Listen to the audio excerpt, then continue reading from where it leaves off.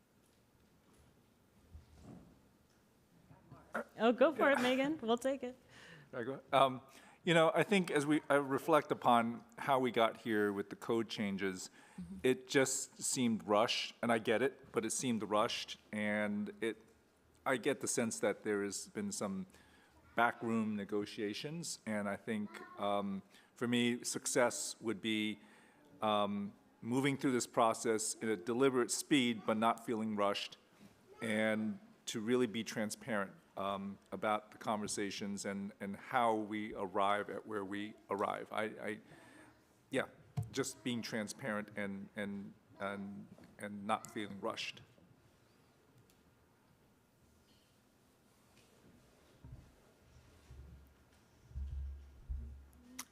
I'll add more, but hopefully we kind of keep in brainstorming mode. Yeah. I mean, just reflecting on the process and lessons learned from our community-based RFP, that has a really structured criteria, like set of criteria that we make very clear to applicants, that is what they will be evaluated on.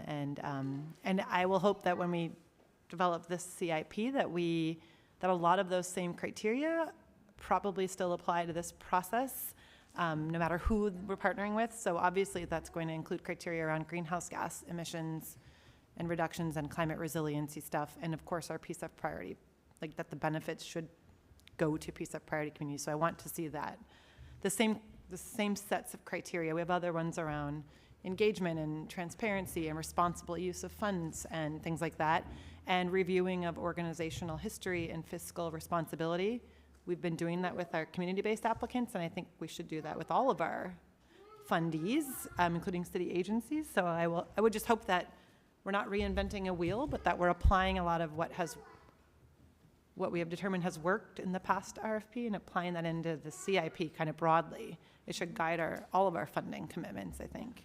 The wheel's been invented. We just need to adjust it, maybe. Yeah. Yeah.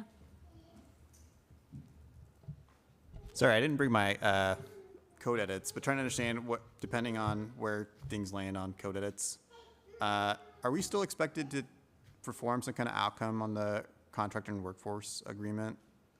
Is this separate from the climate investment plan? Like, I just want to understand, just because there's like been a restructuring of who's tasked with what, and if I recall correctly, it seems like that's still a task, but I just want to make sure in this, is that the outcome or separate? So I just want to be clear what the expectation is there.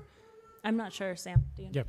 Within the climate investment plan, there should be outcomes and goals for every strategic initiative as well as for the community responsive grants, and that should include and speak for workforce and contractor equity goals. So it should be inclusive in that.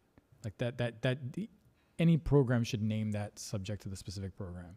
So just to understand it, it's more about the goals, less about the specific plan that traditionally staff part of.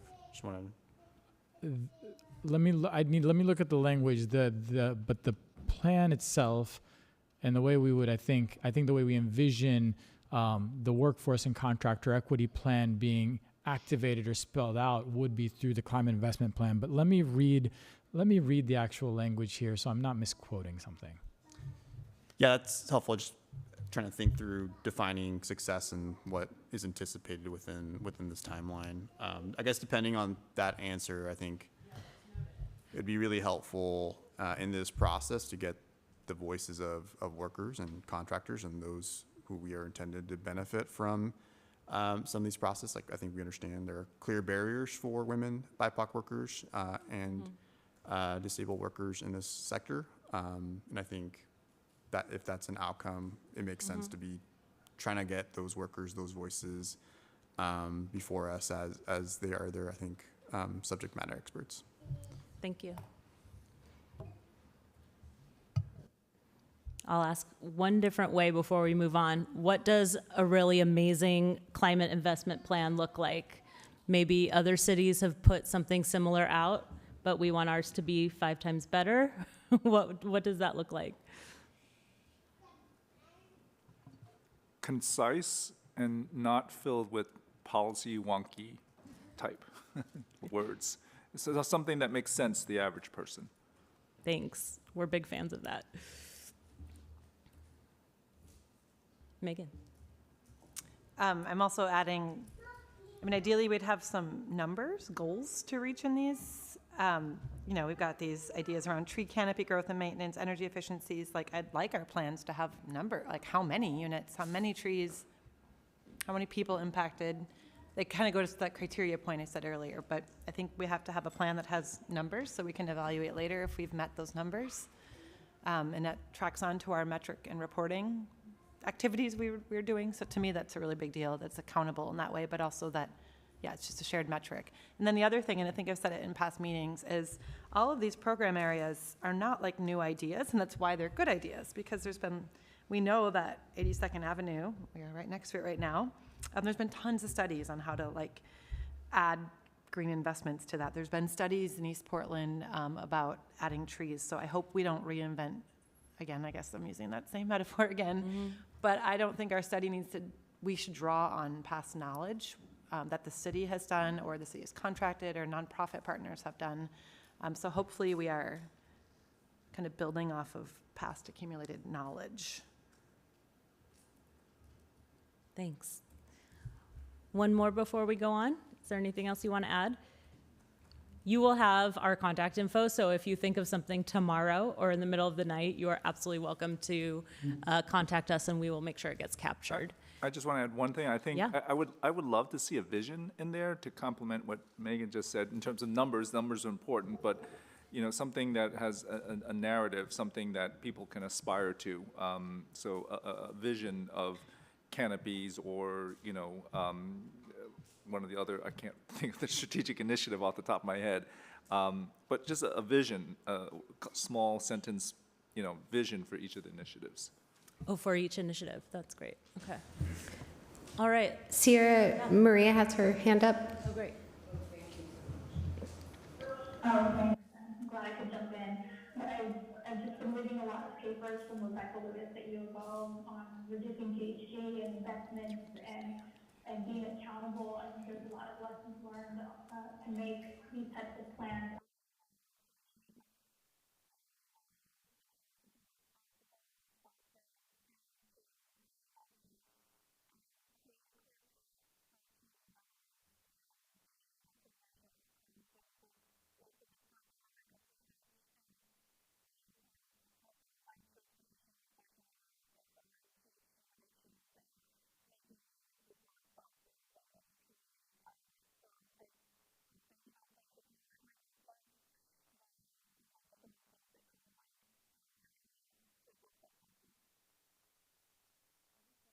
Are we summarizing it correctly? Can you help us go back? Because we didn't catch the first part. Sure. I think we can just say that we need to create a clear path for the people who should be responsible for different roles, and to name their roles. Okay. And to name the outcomes that we'd like to see. Thanks. Yeah, absolutely. Absolutely. You're speaking our language.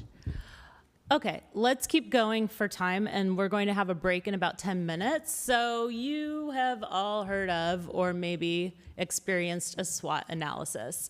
So SWOT analysis is a big favorite of consultants everywhere because it helps us understand what we are all getting into and what our context is. So this is how we do it.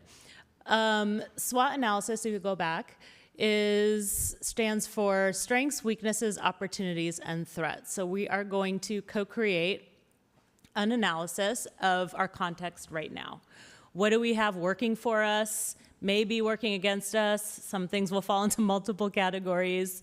And what are our opportunities in the creation of this plan? And what are the threats? So let me give you another framework for this. We look at the top two categories as internal.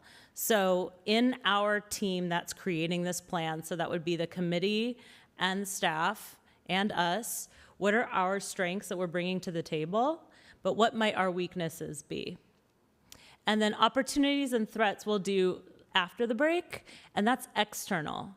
What are the opportunities in the world, and what are threats that are facing our success of the plan? But the question we are answering here is not about the environment or PCEF as a whole. The question we want to answer in this SWOT is what could work for or against us when it comes to creating the best plan possible by July, right? So some categories of this brainstorm could be resources, people, skills, focus, passion, time, experience, rules, events, change, unknowns, and we will work through this together. So all that matters is that we're honest, and let's talk about internally between the committee, PCEF staff, and pregame, what are some strengths that we have? I would say a knowledgeable and passionate team across every level about the issues that we need to address in the plan.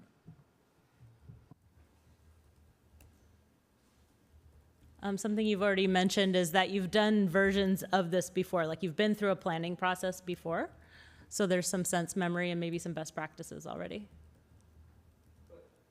Yes, we have, but I don't think in this sense. In Okay. terms of identifying the priorities, we've done work in, developing principles, which, probably will be part of this exercise, but it was a very different, at least my recollection, a very different conversation. Okay, so that might be a weakness. We haven't done exactly this before.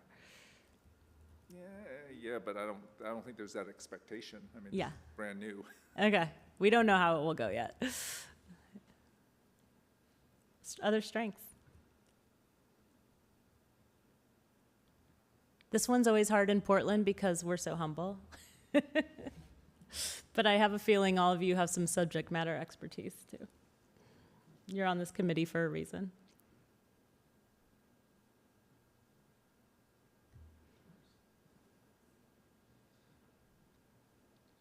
Sam and Katie, you're welcome to contribute to this too. We have community engagement experts on the team. Yeah. You have or you are? We are community engagement experts. Maybe not me, but others on the team. Somewhere on the team we have some, yeah.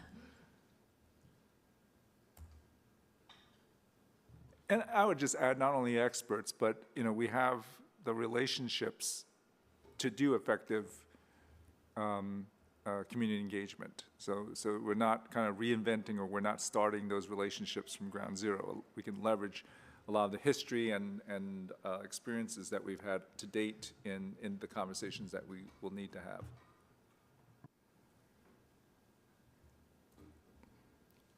Does anyone on Zoom want to add a strength?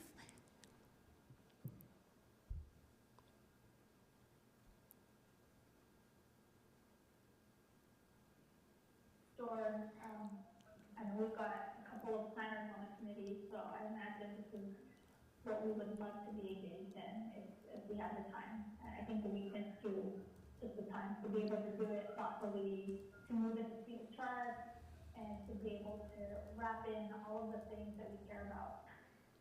I think we have a lot of ideal ways we want to do this, but we'll see how that proceeds. Thank you.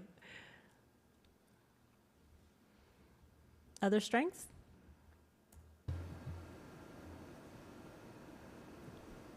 I'll add that we have sector-specific expertise Yeah. on the committee and staff.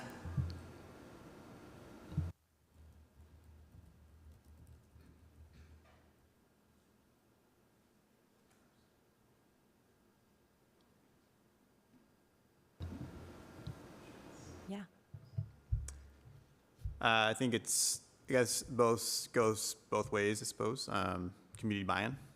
Community buy-in, yeah. Direct correlation between how we engage and who we engage is a direct correlation on who's bought in and who's not bought in. Yeah, thanks.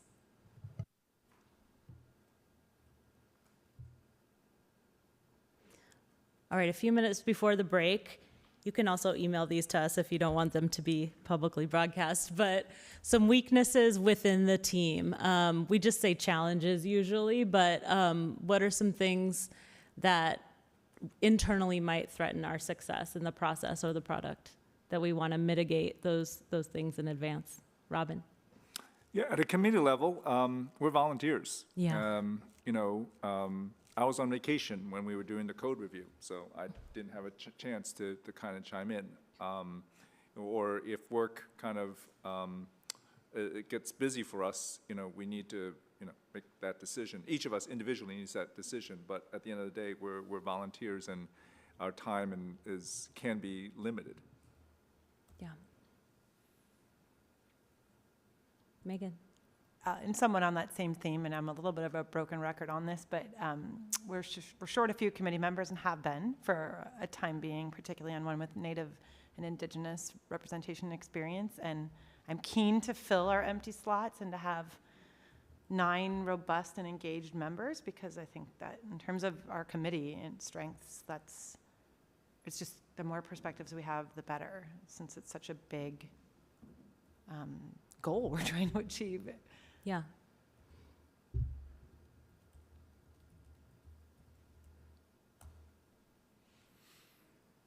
I mean, you only all meet together once a month, right? Yeah. But there is opportunity to communicate between. Ramfis, yeah. I think we can be sometimes our own bubble or own echo chamber. We only know what we know. Those who are missing at the table are probably the folks that we don't hear the most or we hear the least. Yeah, appreciate that.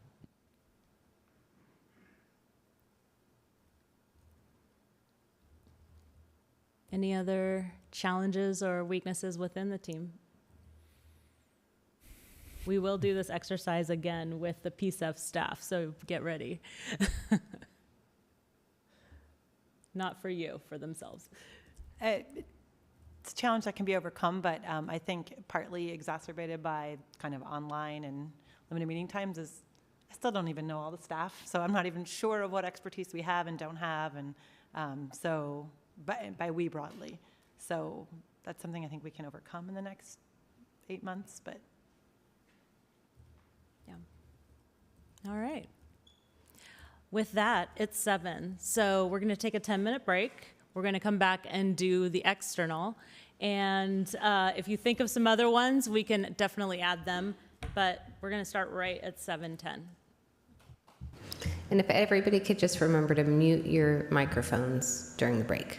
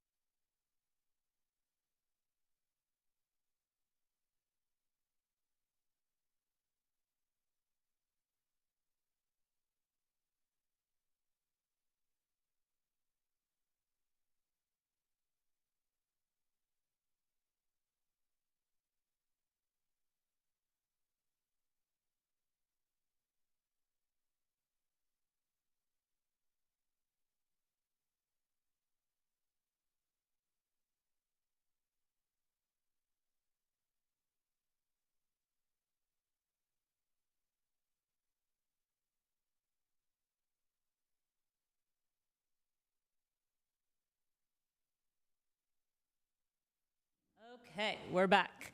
We continue with part 2 of the SWOT analysis. So strengths, weaknesses, opportunities, and threats. We did some strengths and weaknesses brainstorming. We will add to this list. And now we're going to do opportunities and threats. So going back to the question we're answering specifically, this is not like opportunities and threats about like clean energy itself, but what could work for or against us, external factors, when it comes to creating the best plan possible by July.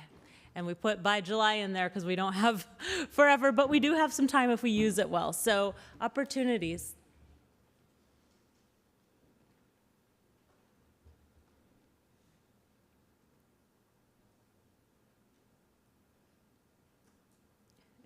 All I can think of are threats. Robin. Also, I think we have some, I don't know, captive attention. I think there's interest in the community as to how this plan is going to look, and so we have that ability to engage. There's that interest to engage the community in developing this plan. Maybe too much, but at least, I think there's interest to provide input to what we're doing.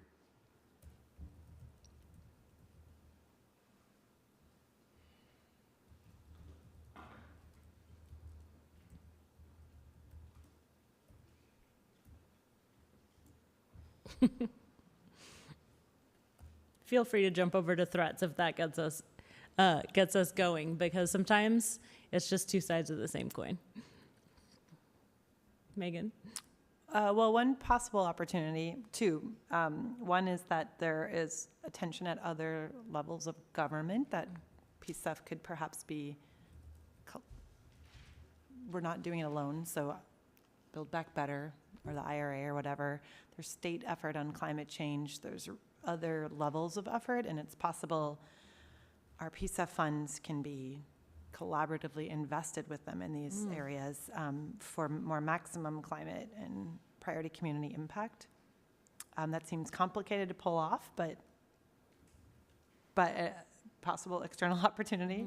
And then similar to what Robin said, there's a lot of interest. Well, we have a lot of, I think, excited and willing community implementers, both city agency and other, and that's a possible opportunity and also possibly a threat because they may have a lot of their own ideas, interests, and practices that we are going to have to have a high level of scrutiny over and high level of expectation to make sure if they get PCEF money, that they implement it according to our value system and our criteria and that sort of thing.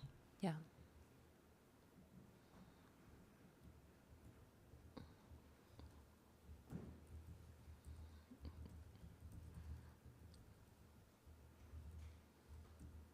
Feel free to keep going. We're going to watch this again and make sure we caught everything, so don't wait for our notes.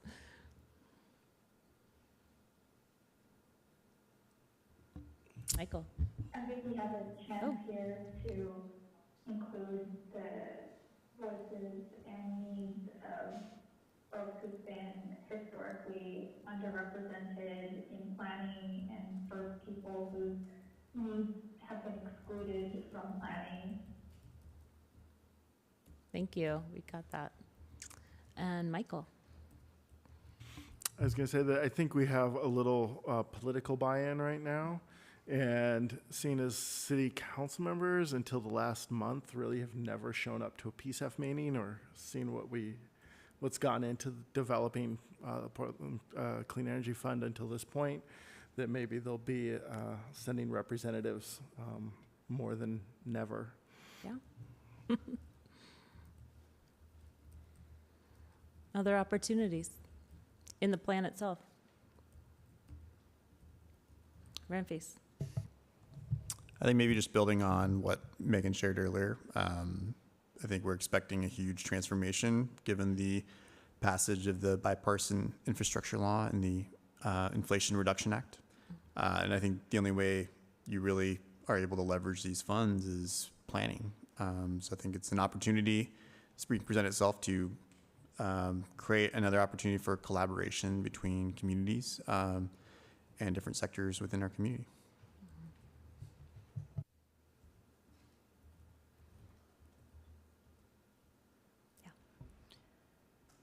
And I'm going to build on something Maria said about, and it just reminds me of some comments we've had at past meetings that Maria said something about including historically excluded people, so an external opportunity. I know in our first 2 rounds of the community-based RFP, when we looked at the geographic implementation of a lot of our projects, we weren't getting as many projects into East Portland as I think we want, given what we know about the need, the disinvestment in that part of the city historically, and the need to invest. So I think an external opportunity is I think we have some willing partners in East Portland. We have some identified project kind of focuses in East Portland. So I think there's a chance for us to really focus efforts into that part of the city. I forgot the other thing I was going to say. So that's it for now. It's all right. We're here when you remember. All right. Threats, external factors that could impact the success of our plan or our planning process negatively. Robin? I have 2. One, time. We're asked to do a lot in a little time. So that's one. And the second thing is, I think, distractions. That could come in the form of, media scrutiny, some news, some development, politics, politicians, the elections, that could change things. And there seems to be, we put together a plan, a timeline to do things, and always something gets thrown in from left field that just kind of distracts us, delays us, kind of just, makes it difficult for us to pursue that timeline that you showed, a few slides back. So distractions. Yeah, and events we have no control over, like a heat dome, and now we have to do a heat response program, right? Like things come up that PCEF might be the best agency to deal with, and we need to.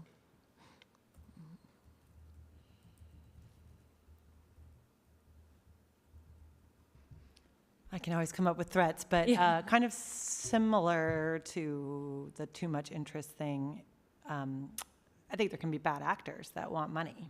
And that could include city agencies. But again, I think we're going to have to be really stringent upon what we imagine, or what we write and implement in the plan, because that's the thing we'll be holding them accountable to. The city agencies who then will hire contractors to do work.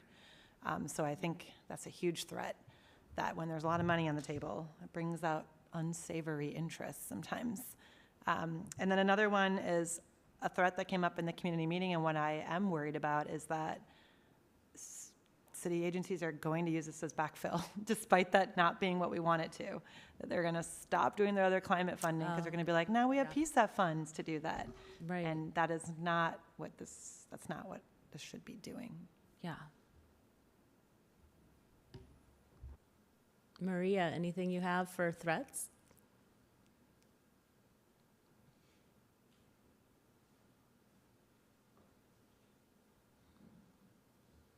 Yeah, I think what I've heard about what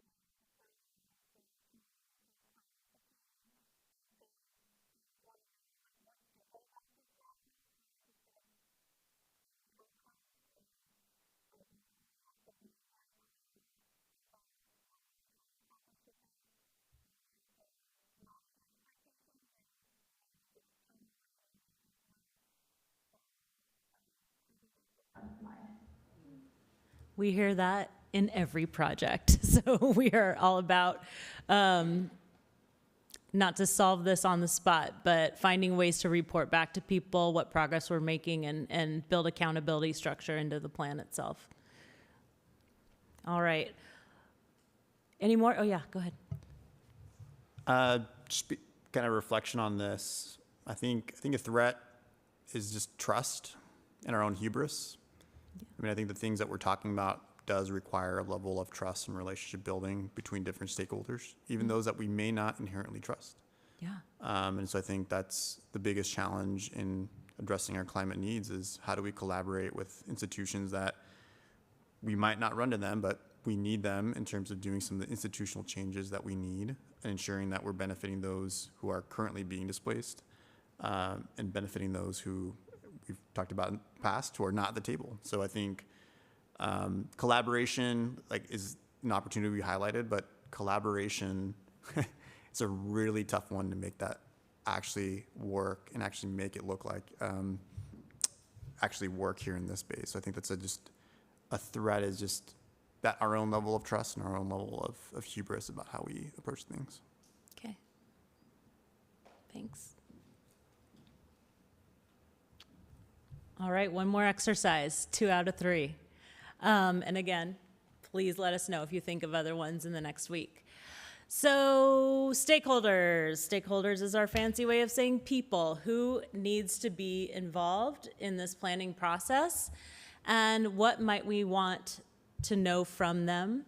So let's just start with a list of different types of stakeholders. So who are the different groups of people that are going to be involved on some level in this planning process? So 2 of them in this room, we've got the PCEF committee and we have the PCEF staff. Another group. We've already brought up a few. Partners. I don't know if you want to qualify partners, like types of partners. Yeah. I was going to suggest someone else is the people that are going to be impacted by, climate change and the work that we're doing. I don't want to lose their voice. It's easy sometimes to delegate the voice. I don't know if that's the right word to community organizations, but even sometimes they have their own agendas, and I want to be able to really try to engage individuals that are going to be impacted, hear what they have to say. I know sometimes that might be tough in a limited amount of time, but to the extent that we can engage them, I would love to get their feedback and input. Yeah. I know some groups have overlap, but what are other groups that we might want to engage in the process?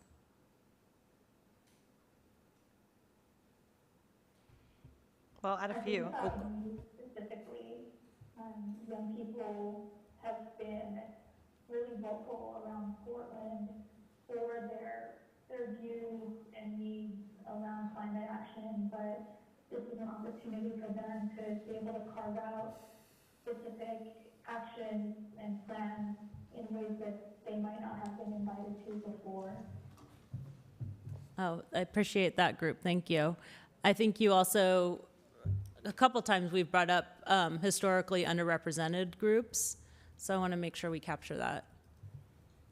But I think constituents, I want to be, Yeah. I feel like that's PCEF priority populations. Yeah. Constituents, I don't know, it feels, Yeah. yeah, it sounds like, Yeah. it feels like a politician thing to say. Okay. Yeah. And then we do use a PCEF priority populations often. Yeah. Do you think that's redundant with historically underrepresented groups, or should we keep that separate? I think we need to keep it separate because we still are missing in the new Right. things like disability communities. Yeah. Okay. So, Yeah, I'd add, I agree with these so far, and like on a specific example, speaking from, I'm thinking a lot about the tree one as somebody who thinks a lot about green infrastructure, and there's been a lot of news and noise in the media about planting trees in East Portland. And what do East Portlanders think about that plan? I think we ought to have some idea of that before we shove $40 million of trees at them. Yeah. So I want to know, I think that's really important in this next phase. Another one is, I know we have a couple folks on the committee who have contractor expertise, but we're short Jeffrey now, or Jeffrey's position. So I do think hearing from minority contractors, and especially because a lot of this money is going to end up going through contractors. So I want to understand, and kind of Ranfis always reminds me that I think understanding the labor implications is just key in all this. Yeah. Yeah, so labor organizations would be a big one, like the kinds of workers that are going to be doing, I mean, I'm looking at the insulation and retrofitting of apartments. It's going to be a lot of electricians, installers, insulators, carpenters. So I want to hear from some organizations that can tell us what to anticipate and like what to be really thinking about as we develop these plans. I'm curious too about the job pipeline for them. You know, we hear a lot about labor shortages, and like I just think there's a lot of things we need to know, and I think Ranfis and Michael can add more on that front. But and then my other two, sorry, I've got lots of ideas here. Stakeholder analysis is one of my things I get excited about. But also we have new areas that we're doing that we've never done before. Transportation decarbonization, as PCEF, we haven't really touched that before. So I think we've got a steep learning curve. We've got Maria, expert on our committee, but I think we need to do we need to learn from some stakeholders about that, particularly ones that how benefits our priority populations, because all I hear in the news is electric vehicles, and that's not what we're going to be doing here necessarily. Megan, could we put experts as a category and then put the different types of experts as? Yeah, okay. Sure. But I'm just looking at transportation decarbonization. That's new for us, and I think that we really have to hear from stakeholders. And then the other one that's really new for us is this low-cost green financing. I think that's new for us in the way it's being done. And I know we got Robin here as a finance expert, but I think these are kind of new areas outside of our last community RFP sort of things. So I think we've got to hear from some key players. And just to add on to that, minority contractors is one end of it. The other end is going to be like labor unions representing the workers for contractors.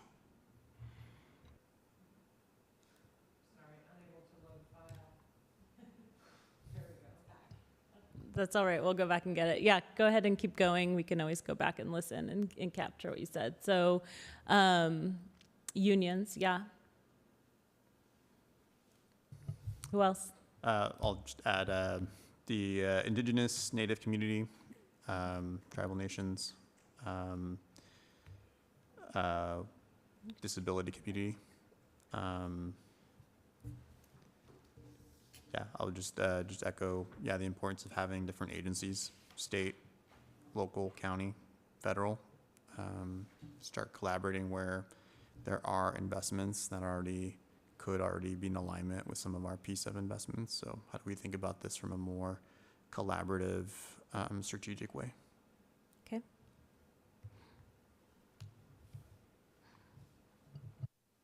Other groups we should talk to in the next several months?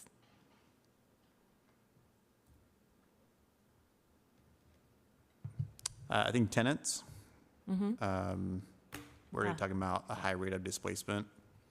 We're talking about investments in retrofits, yet we're in the news hearing about people being displaced in their homes from publicly subsidized units that have received tax breaks. So I think if we're going to move and continue forward on trying to talk about who benefits from these climate investments or climate action, we need to make sure that we're talking to tenants and having tenant activists be their own voices in this space. Mm-hmm. Would kind of the housing ecosystem in general, because what is it, 60 million is supposed to be allocated toward affordable housing energy improvements? Mm-hmm. Correct. Yeah. It feels very natural. I think ensuring that we have we're collaborating with housing providers for sure. I think it's just important to make that distinction of housing providers and tenants, just making sure that it is a symbiotic relationship, but we need to make sure all parties are at the table. Let's get into also what kind of we're already getting there, but what kind of information we want from them. We have about 10 minutes left on this exercise, so we will be able to come back to this and add to this as we develop our plan for the plan. But what kind of information do we need to know from them? And that'll shape how we go about getting it.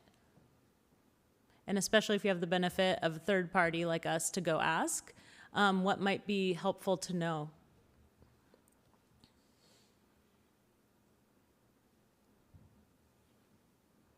I kind of resonate with what Maria said, young people. And I think, they're the ones that are going to be impacted. And really, I want to give them a voice, because, you know, this is the world that they're going to be living in, and so give them a voice and allow them to set some priorities, because it's going to be their world. Thanks. Maria. Also on Yeah. young people, thank you, Robin, for uplifting that. Young people are fully capable of communicating their values and the types of actions and solutions they'd like to see. I'll reference what I'm working on right now in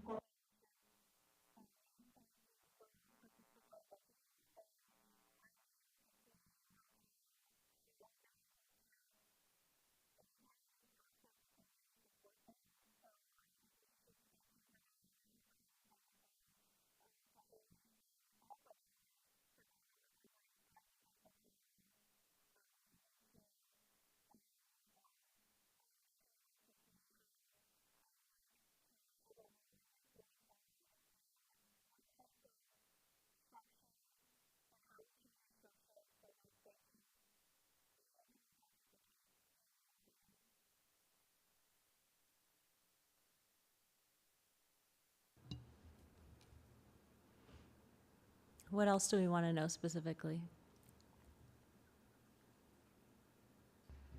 Well, I think it's on a different slide, but from the disability community, communities, I should say, I don't think we've heard very directly from them as PCEF committee, and I think one way to look at our projects is all of them should have attention to inclusive universal design. And so I think getting some insight, and, you know, we've got these 30 million in resiliency centers. Folks with disabilities are on the front line when it comes to crises like this smoke event we're having, heat events, things like that. Anyway, you know, I think hearing from them about how universal design and kind of disability inclusivity, I guess, applies to all of our projects and what we should be thinking about in the CIP when it comes to transportation, housing, resiliency centers, those sorts of things. Thanks.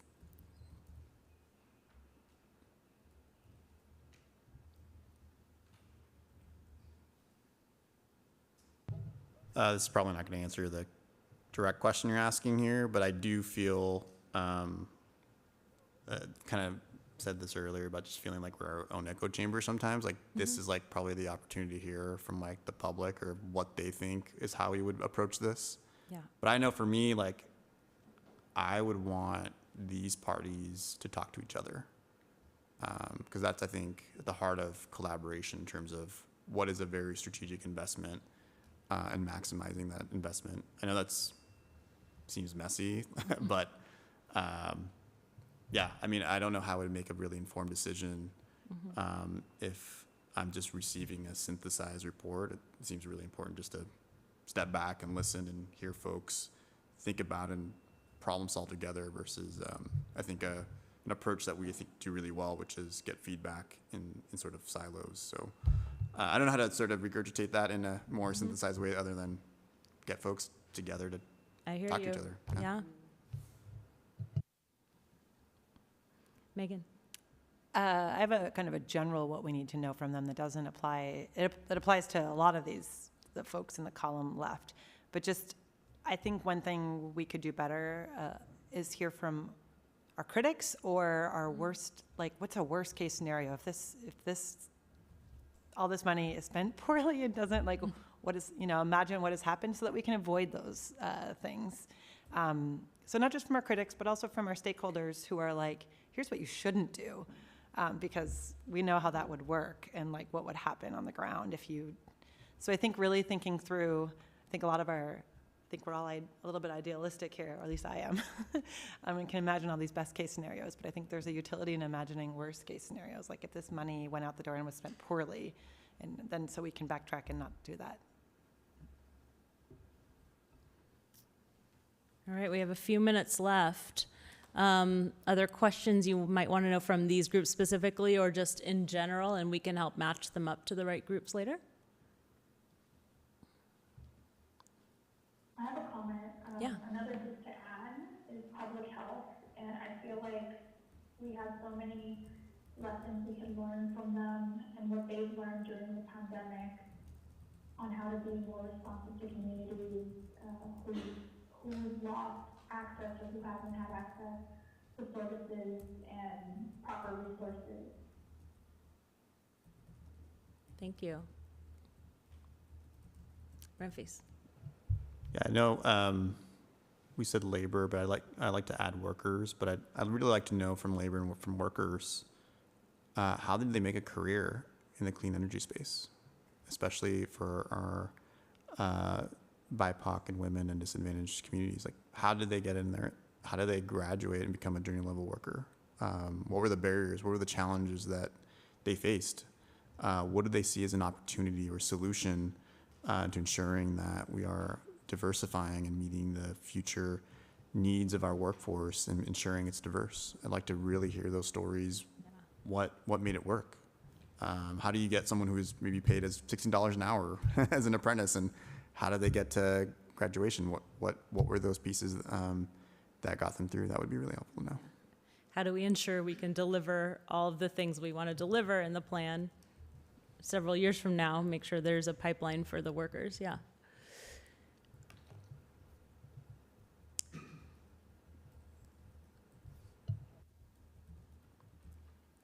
Will you go back one? Yeah.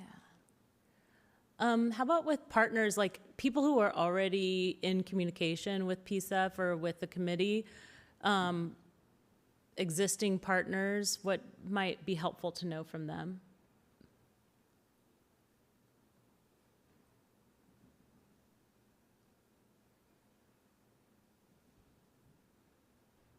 Well, if you're talking about like the fundees, the organization we funded, what has worked in that process and what hasn't, so we can change it as much as, we have agency to do that. Particularly as the CIP will include the next round of community-based funding in it. Mm-hmm. I do have a concern about partners and community orgs, is because they may have an interest, to secure funding. Mm-hmm. And while I want to get their input, we need to be mindful that they may have an agenda. Then that's why I kind of said individuals, because the individuals are not going to get the funding directly, and it's the people that are going to be impacted by climate change and what we do. So just need to be watchful for that. Yeah, thanks for highlighting that. I think knowing what you want to know and from whom and what some of those considerations are helps us to go design the methods for gathering the information so that we get the real info and not what people want us to hear, right? Yeah, and just because this is an example that's fresh on my mind is that, I was working with another organization where we worked with an organization to help convene a group of individuals, and then we had listening sessions where we really got the input from the people that they convened and not from the organization. So, it's using the power of that organization and relationships, but really hearing the input for the individuals that were there. Great. With 1 minute left, is there anything anyone wants to add to any part of what we've generated today? This is enormously helpful for us to go away and design a process. And we'll be talking to PCEF staff about that too, since they'll be such a huge part of it. But is there any last word you'd like to add? Make sure we don't forget what in designing this work plan to create the climate investment plan.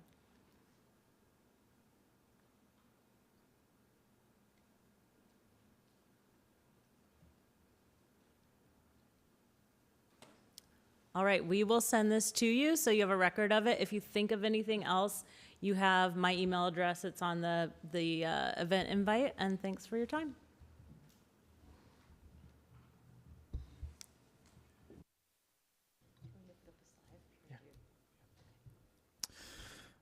Thank you, Ciara. Okay, I think our next part of the agenda was to give a little space. So within the bylaws, we do an annual review of the co-chair role.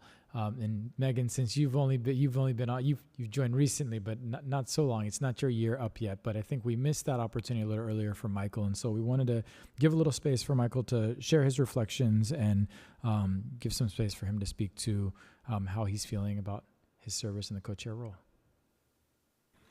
I've had a good time as the co-chair. It's been a little overwhelming. I have enjoyed it. I have run up against hurdles, both in knowledge and in other ways. But I feel like I've done a year, and I'm going to be stepping down from the co-chair role. It has been a pleasure. So I'm hoping that I'm hoping that that we'll be able to replace with a new co-chair. Perhaps during the next meeting, we can bring names forward. I know that Sam suggested to me that we wait until we have a full committee, but we haven't had a full committee in a year, and I don't want to wait another year. So on that note, hopefully the committee members that we do have can join in our next meeting, and we can make quorum and make a decision on who the new co-chair will be. Okay, so folks heard that. So we'll check in with folks before the next meeting around quorum, but just encourage folks to connect with Megan or myself. And I know we've already heard from some folks, but I think the idea would be just to have a discussion on that and folks in the next meeting to express their interest, assuming we've got quorum and can get there in terms of a decision. Megan, go for it. I have a quick question, and at some point we should thank Michael for his service. It's been more than a year. I think you've been doing it like 2+ years, actually, right? You were like our original co-chair. February 21.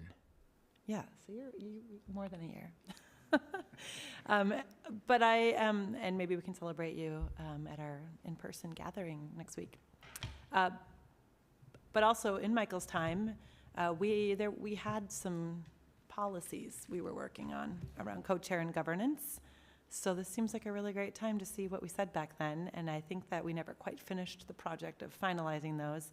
But it seems like we ought to revisit what we said was our structure and governance and policies for having a co-chair, and just make sure we're following our own internal processes. So do you recall this? You worked on them. The working agreements? Yes, the working agreements. That's the word I'm looking for. Yes. Because do we have bylaws yet?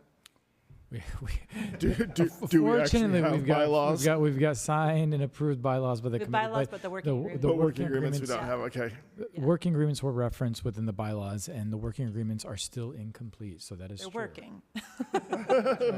But I do think we had some comments on both the year of service, but also voting and nominating, and I just want to make sure we're following our own internal procedures. And then also this would be a good time to check if those are not sufficient procedures, or we want to update them. This seems like it would be a good time to think about that. I know there's been a desire. Michael's raised this several times. As soon as I think Andrea Hamburg had rolled off, desire to come back to that. I know Ramfis, you have brought that back up too. There's always something. So I think there's never a good time. So I just encourage folks to, in some ways, I assume it can take probably just a few meetings to wrap those up. I don't know if it would take more than that necessarily. I've got James back there nodding yes. We think it'd probably be just a couple meetings, few meetings. So if there's interest in that again, I think we can let's figure out what's the right window to pick that back up. Okay. And I know that we did write down somewhere we have written down the roles and responsibilities of the co-chairs. So maybe we can revisit and kind of look at that again too, because we already have them down. I think it was a flexible thing. So yeah, to remind folks, the working agreements would be where essentially co-chairs amongst themselves would divvy up some of the roles, and that was exactly the space where that would be teased out and spelled out within the working agreements. So I'm happy to just circulate the last draft document we have. We can dig that back up, circulate that so folks know where that is. We've got to go find that ourselves, and we can at least follow back up next week and just share that out so folks see that. And once we come back together in our next meeting and talk to our work plan, we can make sure we're integrating this and thinking through this in our work plan.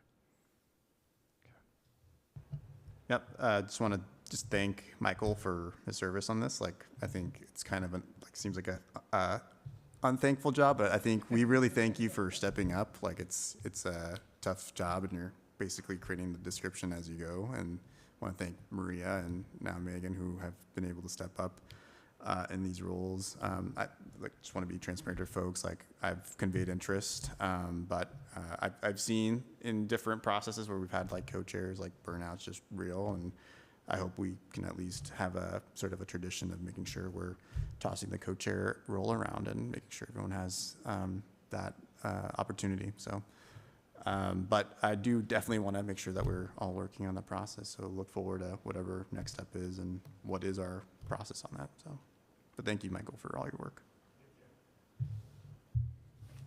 Okay. So, Committee member closing comments. all right. It's space for you all to share any reflections, any closing comments.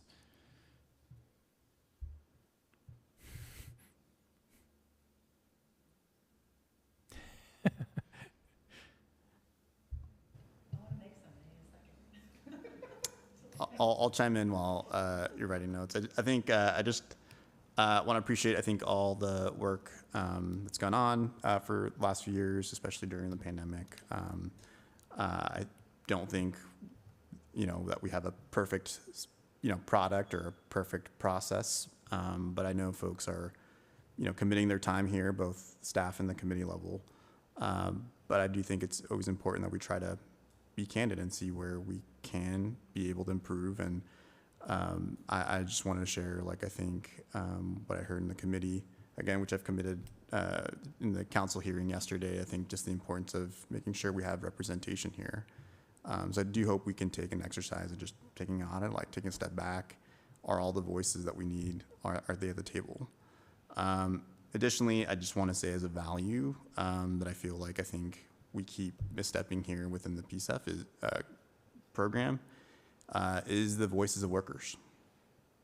I think we have unjust laws.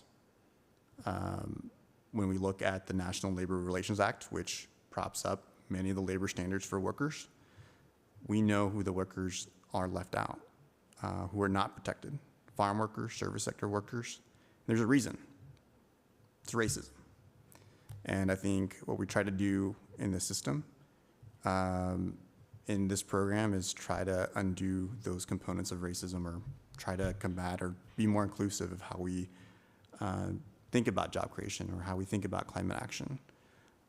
Folks are also excluded from the National Labor Relations Act, turns out, folks with disabilities. I think it's important that we try to continue to have a progressive lens about how we think about wage standards and wage protections. Talking to workers, I don't think that,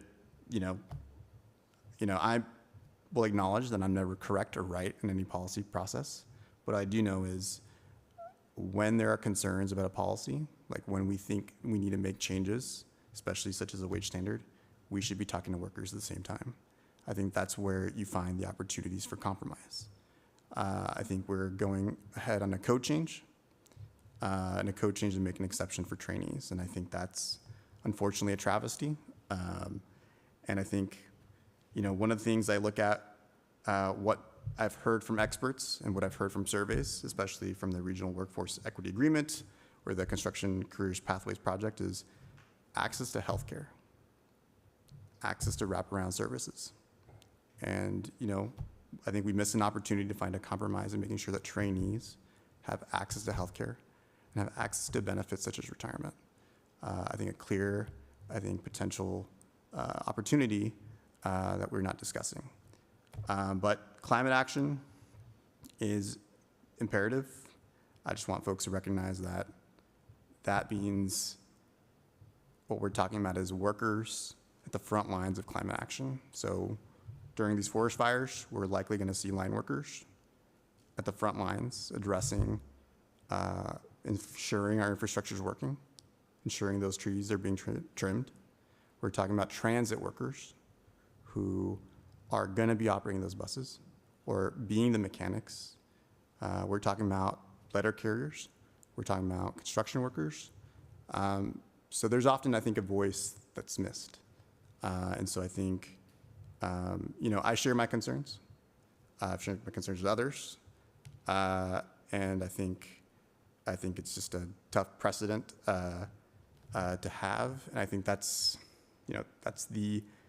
why I come into the space with passion, because I think we're talking about historical laws that have been used against workers.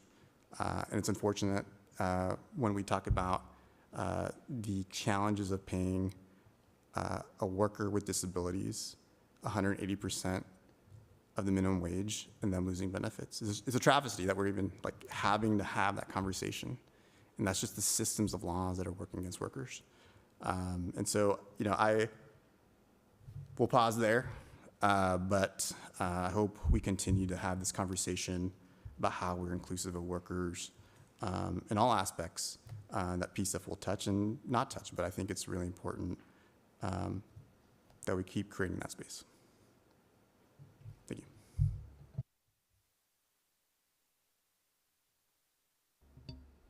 Well, I have a few comments, but Ranvees, to your point on the trainee, I hope that, I guess we'll see what happens the next week at City Council, but if it passes, keep bringing it up, and it sounds like in the administrative code, there is a chance to address some of this, so if that doesn't, let's find out if we can do that, and if we can't, let's keep talking about it, because this is just one set of code changes anyway, so I just don't want to drop that thread. That's sort of what I'm emphasizing, and yeah, I guess my other broad comments are, it is nice to see you all some of you in person, not, and I think there is good value to meeting, our once a month meeting in person, because just even in the conversations outside of the microphones, a lot of kind of trust building and rapport building happens, and brainstorming. So anyway, it's nice, and especially because I think the last few months has been hard for our committee when there's been action.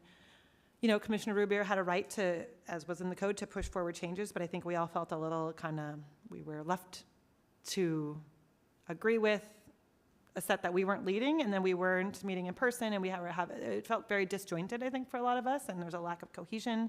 Some folks were on vacation, it was the middle of summer, so it's been I would say we're not in an ideal cohesive workspace, so hopefully tonight's meeting is a little chance to start rebuilding some of that, a little bit more regularity. And then, as I said yesterday, and y'all are welcome to listen to the comments I shared, just from my role as co-chair, I mentioned we did not vote on anything as a committee on any of that. That we had some hesitations about the process, but that we also are generally supportive of the direction this is all heading, and we are definitely enthused about being strong leaders and shapers in this CIP, and bringing PCEF values strongly. So I think it is an opportunity the next 9 months or till July or whatever to sort of refresh our role as community advisors, and to really expand the impact of PCEF into more money and more actors, and to keep the values, hone them and refine our processes from what we've learned in the last 3 years. So I hope we can rebuild trust as a committee and staff, and with council to the extent that's necessary to keep moving forward. Yeah, that's what I've got. Can I just respond to what you just shared, Megan? Thank you for that. I really hope that we can work on rebuilding trust for the next year.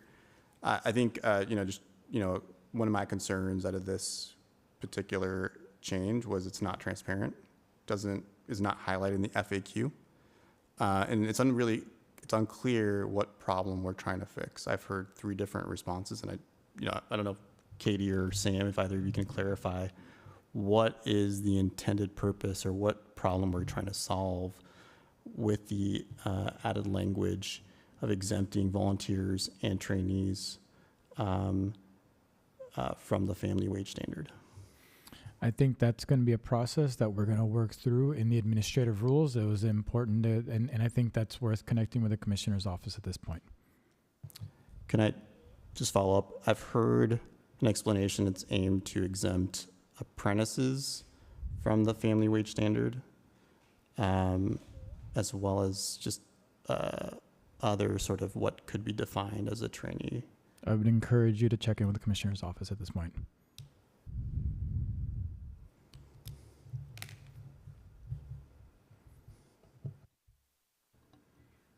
Okay, I guess I'll go ahead.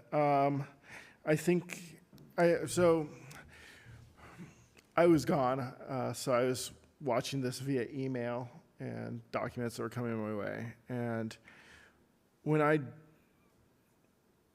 first started working with PCEF and the PCEF Coalition, it was a really exciting time. It was a piece of legislation that gave community agency to create programs, develop programs that were not the traditional government agency programs, right? It wasn't a top-down, this is what you need and this is how you're going to do it. It was, this is what we need and this is how we think it should be done, right? And this is how we want to do it. So it was very community-driven, very exciting. I am very concerned right now that we are swinging to becoming a government agency that's telling people what they need and how they're going to get it. And it's, as it moves that direction, I hope we don't get there, but it feels like we have the opportunity to go there really fast, and that's not what I want to be. I don't want to be a top-down. This is what your community needs, and this is how you're going to do it and get it. I don't want to be a part of an organization that does that. And to back up Ramfi's on this, while I wasn't here, I was at the first meeting with Commissioner Rubio's office and Commissioner Rubio, and it was,